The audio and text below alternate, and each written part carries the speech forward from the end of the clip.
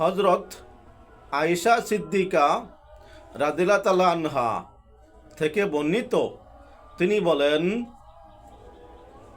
আমি বললাম, ইয়া রাসূলুল্লাহ সাল্লাল্লাহু আলাইহি সাল্লাম, নিশ্চয়ই আমার দুজন প্রতিবেশী আছে, আমি কার সাথে প্রথমে সদ্ব্যবহার করব? তিনি সাল্লাল্লাহু আলাইহি সাল্লাম বললেন, যার দরজা তোমার নিকটবর্তী হবে তার দ্বারা শুরু করবে। হাদিস সুনানু আবি দাউদ। তাই আসুন আমরা প্রতিবেশী থেকে শুরু করি, মহাব্বত বাড়িয়ে নেই।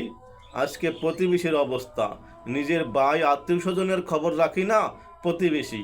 তাই আসুন নিজের ইমানকে পোক্ত করার জন্য সকল আত্মীয় স্বজন এবং প্রতিবেশীর সাথে ভালো ব্যবহার করি, তাহলে আমি নাজাতের উসিলা হতে পারি।